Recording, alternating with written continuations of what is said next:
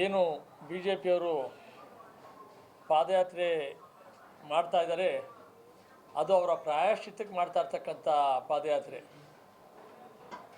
ಅವರ ಏನು ಅನ್ಯಾಯ ಅಕ್ರಮಗಳಿದ್ದಾವೆ ಅದನ್ನು ಮುಚ್ಚಾಕ್ಲಿಕ್ಕೋಸ್ಕರ ಅವ್ರು ಮಾಡ್ತಾ ಇರ್ತಕ್ಕಂಥ ಪಾದಯಾತ್ರೆ, ಅವರ ಪ್ರಾಯಶ್ಚಿತ್ತಕ್ಕೋಸ್ಕರ ಮಾಡ್ಕೋತಾ ಇದ್ದಾರೆ ಈ ಪಾದಯಾತ್ರೆಯನ್ನು. ಮತ್ತು ಅವ್ರೇನು ಪಾದಯಾತ್ರೆಯಲ್ಲಿ ಕಳೆದ 3-4 ದಿನದಿಂದ ಬರ್ತಾ ಇರ್ತಕ್ಕಂಥದ್ದು, ಮೈಸೂರಿಗೆ ಬರ್ತಾ ಇರ್ತಕ್ಕಂಥದ್ದು, ಅಲ್ಲಿ ಯಾರೂ ಕೂಡ ಅಲ್ಲಿ ಲೋಕಲ್ ಜನಗಳಿಲ್ಲ, ಆ ಜಿಲ್ಲೆ ಜನಗಳಿಲ್ಲ, ಎಲ್ಲ ಹೊರಗಡೆಯಿಂದ ರಫ್ತು ಮಾಡ್ಕೋತಾ ಇದ್ದಾರೆ. ಪ್ರತಿನಿತ್ಯ ಒಂದೊಂದು ಜಿಲ್ಲೆಯವ್ರೊಬ್ಬೊಬ್ಬರು ಬಂದು ಅಲ್ಲಿ ಪಾದಯಾತ್ರೆ ಮಾಡ್ಕೋತಾರೆ, ಮಲ್ಕೋತಾರೆ, ಹೋಗ್ತಾರೆ. ಪ್ರತಿದಿನ ಒಂದೊಂದು ಜಿಲ್ಲೆಗೆ ಫಿಕ್ಸ್ ಮಾಡಿದ್ದಾರೆ. ಲೋಕಲ್ಲಾಗಿ ಯಾರು ಕೂಡ ಈ ಭಾಗದ ಜನ ಯಾರೂ ಭಾಗವಹಿಸ್ತಾ ಇಲ್ಲ. ಯಾಕೆ ಅಂತ ಹೇಳಿದ್ರೆ ಎಲ್ಲರೂ ಕೂಡ ಗೊತ್ತಿದೆ ಸಿದ್ದರಾಮಯ್ಯನವರು ಎಂಥವರು, ಅವರ ಪ್ರಾಮಾಣಿಕತೆ, ಅವರ ಇದು ಏನು ಅನ್ನೋದು ವಿರೋಧ ಪಕ್ಷದವ್ರಿಗೂ ಕೂಡ ಇದೆ. ಅದನ್ನೇ ಪ್ರತಾಪ್ ಸಿಂಹ ಅವರು ಹೇಳಿದ್ದಾರೆ, ಸಿದ್ದರಾಮಯ್ಯನವರು ಯಾವ ಆಸ್ತಿನೂ ಮಾಡಿಲ್ಲ ಅಂತಕ್ಕಂಥದ್ದು ವಿರೋಧ ಪಕ್ಷದವರು ಕೂಡ ಹೇಳ್ತಾ ಇದ್ದಾರೆ.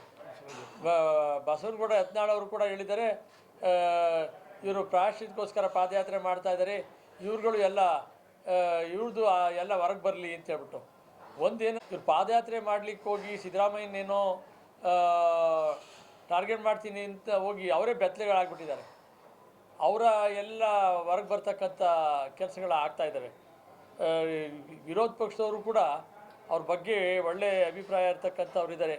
ಮತ್ತು 40 ವರ್ಷದ ಸಿದ್ದರಾಮಯ್ಯನವರ ರಾಜಕಾರಣದಲ್ಲಿ ಅವರು ಹಲವಾರು ಮಂತ್ರಿಗಳಾಗಿದ್ದರು. ಸಾರಿಗೆ ಮಂತ್ರಿ ಆಗಿದ್ದರು, ಪಶುಸಂಗೋಪನಾ ಮಂತ್ರಿ ಆಗಿದ್ದರು, ಅರ್ಥ ಇಲಾಖೆಯಲ್ಲಿ ಕಳೆದ 14-15 ಬಡ್ಜೆಟ್ ಮಂಡನೆ ಮಾಡಿದ್ದಾರೆ. ಅವ್ರ ಆಸ್ತಿ ಎಷ್ಟಿದೆ ಅಂತ ಎಲ್ರಿಗೂ ಗೊತ್ತಿದೆ. ಅವ್ರು ಏನು ಮಾಡಿದ್ದಾರೆ, ಅಕ್ರಮ ಯೋಧನವ್ರಿಗೂ ಒಂದು ಕಪ್ ಚುಕ್ಕೆ ಇಲ್ಲ. ಅದು ಓಪನ್ ಆಗಿ ಮೂಡಾದಲ್ಲಿ ಅವ್ರ ಜಮೀನ ನೋಟಿಫೈ ಆಗಿ ಡಿನೋಟಿಫೈ ಆಗಿದ್ರು, ಅಕ್ವೈರ್ ಮಾಡಿಕೊಂಡ್ರು, ಅದಕ್ಕೆ ಪರಿಹಾರ ಕೊಟ್ಟಿದ್ದಾರೆ. ಅದನ್ನೇ ಇಟ್ಕೊಂಡು ಇವರು ಏನು ದೊಡ್ಡ ಪ್ರಚಾರ ಮಾಡ್ತಕ್ಕಂಥ ಕೆಲಸಗಳನ್ನ ಮಾಡ್ತಾಯಿದ್ದಾರೆ. ಆಮೇಲೆ ವಾಲ್ಮೀಕಿ ಇದರಲ್ಲಿ ಅದು ತನಿಖೆ ನಡೀತಾ ಇದೆ, ತನಿಖೆ ನೇಮಿಸಿದಾರಲ್ಲಿ ಏನೇನಾಗ್ತಾ ಇದೆ ಅಂತ ಪ್ರತಿನಿತ್ಯ ಪತ್ರಿಕೆಯಲ್ಲಿ ಬರ್ತಾ ಇದೆ, ಯಾರು ಇದಾಗ್ತಾರೆ ಏನು ಅಂತ ಹೇಳ್ಬಿಟ್ಟು. ಅದನ್ನೇ ಒಂದು ಸಲ ಸಿದ್ದರಾಮಯ್ಯನವ್ರು ಹೇಳಿದ್ದು, ಇಲ್ಲಿ ಯಾವುದೋ ಬ್ಯಾಂಕಲ್ಲಿ ಹಗರಣ ಆಗಿದೆ ಅಂತ ಅಲ್ಲಿಂದ ಬ್ಯಾಂಕ್ನವ್ರು ತಪ್ಪು ಮಾಡಿದ್ದಾರೆ ಅಂತ ಅಂದ್ಬಿಟ್ಟು CBI ನವರು ಕೂಡ ಬಂದು ತನಿಖೆ ಮಾಡ್ತಾ ಇದ್ದಾರೆ. ಇಲ್ಲಿ ಬ್ಯಾಂಕನ್ನು ಹಗರಣ ಮಾಡಿದ್ರೆ ಅಲ್ಲಿ ನಿರ್ಮಲಾ ಸೀತಾರಾಮನ್ ರಾಜೀನಾಮೆ ಕೇಳಿದಾಗುತ್ತೆ. ಹಾಗೆ ಸಿದ್ದರಾಮಯ್ಯನವರು ಹತ್ತತ್ರ 3 ಲಕ್ಷ ಕೋಟಿ ವಹಿವಾಟು ಮಾಡ್ತಾರೆ. ಅದರಲ್ಲಿ ಎಲ್ಲೋ ಏನೋ ನೋಡಿದ್ರೆ ಎಲ್ಲನೂ ಅವ್ರು ಮಾನಿಟ್ರ್ ಮಾಡೋಕ್ಕಾಗುತ್ತಾ? ಅದನ್ನು ಎರಡೂ ಕೂಡ ಯಾವುದೇ ಸಕಾರಣ ಇಲ್ಲದಿರ್ತಕ್ಕಂಥದ್ದು, ಸರಿಯಾದ ವಿಚಾರ ಇಲ್ಲದಿರ್ತಕ್ಕಂಥದ್ದನ್ನು ಎರಡು ಪ್ರಶ್ನೆಗಳನ್ನ ಇಟ್ಕೊಂಡು ಕುಳಿತಿದ್ದಾರೆ. ಇದು ಎಲ್ಲ ಜನತೆಗೂ ಕೂಡ ಇದು ಗೊತ್ತಿದೆ ಏನಾಗ್ತಾ ಇದೆ ಅಂತ. ಹಾಗಾಗಿ ಸಿದ್ದರಾಮಯ್ಯನವರ ಬಗ್ಗೆ ಇವ್ರು ಏನೂ ಮಾಡೋಕ್ಕಾಗಲ್ಲ. ಮತ್ತು ಇವ್ರಿಗೆ ಆತ್ಮಸಾಕ್ಷಿ ಅನ್ನೋದೇನಾರು ಇದ್ದರೆ ಯಾರು ಬರ್ತಾ ಇದ್ದಾರೆ ಪಾದಯಾತ್ರೆಗಳಲ್ಲಿ, ವಿಜೇಂದ್ರ ಇರ್ಬೋದು, ಯಡಿಯೂರಪ್ಪ ಇರ್ಬೋದು, ಕುಮಾರಸ್ವಾಮಿ ಇರ್ಬೋದು, ಅಶ್ವಥ್ ನಾರಾಯಣ ಇರ್ಬೋದು, ಅಶೋಕ್ ಇರ್ಬೋದು, ಇವರೆಲ್ಲರೂ ಕೂಡ ಇವ್ರ ಆಸ್ತಿಗಳನ್ನ ಡಿಕ್ಲೇರ್ ಮಾಡಿಬಿಡ್ಲಿ, ಇವ್ರ ಬೇನಾಮಿ ಆಸ್ತಿಗಳನ್ನ ತಿಳಿಸ್ಬಿಡ್ಲಿ. ಅವರು ಮೈಸೂರು 10ನೇ ತಾರೀಕು ಏನು ಸಮಾವೇಶ ನಡೀತಾ ಇದೆ ಅದರಲ್ಲಿ ಬಂದು ಎಲ್ಲರೂ ಕೂಡ ಇವ್ರ ಆಸ್ತಿಗಳನ್ನ, ಬೇನಾಮಿ ಆಸ್ತಿಗಳನ್ನ, ಅದು ಅಟ್ಲೀಸ್ಟ್ ಮೈಸೂರಲ್ಲಿ ಇದೆಯಲ್ಲ ಇವ್ರ ಆಸ್ತಿಗಳು, ಇಡೀ ರಾಜ್ಯ ತುಂಬ ಆಸ್ತಿಗಳಿದ್ದಾವೆ. ಮೈಸೂರಿನಲ್ಲಿ ಇವರು ಬೇನಾಮಿ ಆಸ್ತಿಗಳು ಎಷ್ಟಿದ್ದಾವೆ ಅನ್ನೋದನ್ನು ಇವರು ಡಿಕ್ಲೇರ್ ಮಾಡ್ಕೊಳ್ಳಿ ಸಾಕಾಗಿದೆ. ಮೈಸೂರಲ್ಲಿ ಯಾರ್ಯಾರ್ದು ಆಸ್ತಿಗಳಿದೆ ಇದೆ ಅನ್ನೋದನ್ನು. ಅಂಥ ಒಂದು ಇವರು ಪ್ರಾಯಶ್ಚಿತ್ತಕ್ಕೋಸ್ಕರ 10ನೇ ತಾರೀಕು ನಡೀತಕ್ಕಂಥ ಈ ಸಮಾವೇಶ ಇವರು ಪಾಪ ಪ್ರಜ್ಞೆಯ ಪ್ರಾಯಶ್ಚಿತ್ತಕ್ಕೋಸ್ಕರ ಮಾಡ್ತಾ ಇರ್ತಕ್ಕಂಥ ಸಮಾವೇಶ. ಇದರಲ್ಲಿ ಸಿದ್ದರಾಮಯ್ಯನ ಮೇಲಾಗಲಿ ಯಾರ ಮೇಲೆ ಯಾವುದೇ ಒಂದು ಉರುಳಿಲ್ಲದೆ ಇದ್ದ ಆರೋಪ ಮಾಡಿದ್ದಾರೆ. ಅವರೊಬ್ಬ ಬ್ಲ್ಯಾಕ್ ಮೇಲು ಕೊಟ್ಟದ್ದ ಅರ್ಜಿನ ತಕ್ಷಣವೇ ಇವರು ನೋಟಿಸ್ ಕೊಡ್ತಾರೆ ಅಂತ ಹೇಳಿದ್ರೆ ಇದರಿಂದ ಎಂಥ ಹುನ್ನಾರ ಇದೆ. ಕೇಂದ್ರ ಸರ್ಕಾರದವರ ಹುನ್ನಾರ ಹೇಗೆ ಇವರು ಪ್ಲ್ಯಾನ್ ಮಾಡ್ತಾ ಇದ್ದಾರೆ ಅನ್ನೋದನ್ನು ನಾವು ಗಮನಿಸ್ಬೋದಾಗಿದೆ. ಅರ್ಧ ಗಂಟೆಗೆ ನೋಟಿಸ್ ಕೊಡ್ತಾರೆ ಅಂತ ಹೇಳಿದ್ರೆ, ಹಾಗಾಗಿ ಅದರಲ್ಲಿ ಏನೇ ಉರುಳಿಲ್ಲದೆ ಇದ್ದರೂ ಕೂಡ ಇವರು ಮಾಡ್ತಾ ಇದ್ದಾರೆ. ಅದಕ್ಕೋಸ್ಕರ ನಾವು ನಾಳೆ ದಿನ ಜನಸ್ಪಂದನಾ ಟ್ರಸ್ಟ್ ವತಿಯಿಂದ ಕರ್ನಾಟಕದ ಅಪರೂಪದ ನಾಯಕನಿಗೆ ಜನಪರತೆಯೇ ದ್ವೇಷವಾಯಿತೆ ಅಂತ ಒಂದು ವಿಚಾರ ಸಂಕಿರಣ ಇಟ್ಟಿದ್ದೀವಿ. ಇದನ್ನು ಸಂತೋಷ್ ಲಾಡ್ ಅವರು, PL ಶಂಕರ್ ಅವರು, ರಮೇಶ್ ಬಾಬು ಅವರು, ನಿಕೇತ್ ರಾಜು ಮೌರ್ಯ ಎಲ್ಲ ಬರ್ತಾ ಇದ್ದಾರೆ.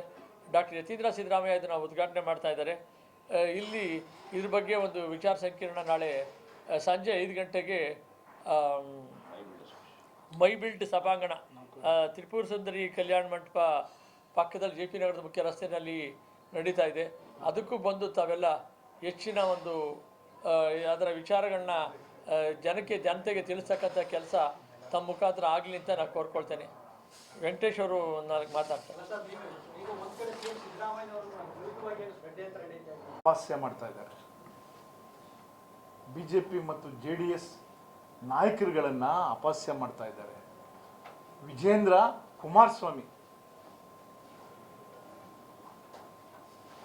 ಯಡಿಯೂರಪ್ಪನ ಕಾಲದಲ್ಲಿ ಅಪ್ಪಂಗೆ ಸಂಕಷ್ಟ ತಂದುಕೊಟ್ಟಂತ ಮಗನೇ ಇದರ ನೇತೃತ್ವ. ಜನಕ್ಕೆ ಗೊತ್ತಾಗಲ್ವ ಇದು? ಜನ ಸೂಕ್ಷ್ಮದಿಂದ ಗಮನಿಸ್ತಾ ಇದ್ದಾರೆ ಕರ್ನಾಟಕದ ರಾಜಕಾರಣವನ್ನು. ನಮಗೆ ಒಂದು ಆತಂಕ ಏನಪ್ಪ ಅಂತಂದರೆ, ಕರ್ನಾಟಕದ ರಾಜಕಾರಣ ಅಂತಂದರೆ ದೇಶ ತಿರುಗಿ ನೋಡ್ತಾ ಇತ್ತು.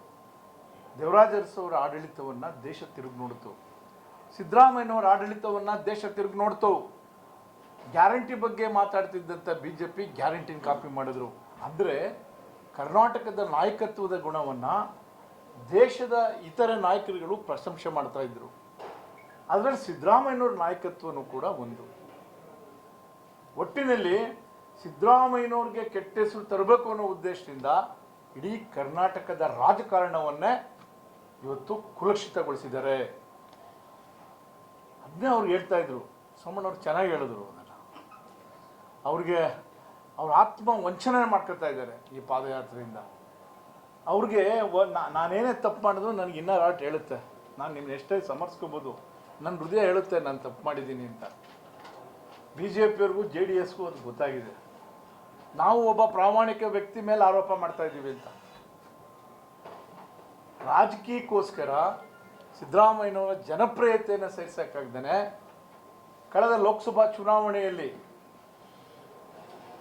20 ಎಲ್ಲ ಗೆದ್ದು ಬಿಡ್ತೀವಿ ಅಂತ ಹೇಳ್ತಾ ಇದ್ರು. ಸಿದ್ದರಾಮಯ್ಯನವರ ನೇತೃತ್ವದ ಸರ್ಕಾರಕ್ಕೆ ಜನ ಮನ್ನಣೆ ಕೊಟ್ಟಿದ್ದಾರೆ. ಹಿನ್ನಡೆ ಆಗಿಲ್ಲ, ಅವ್ರಿಗೆ ಹಿನ್ನಡೆ ಆಗಿದೆ.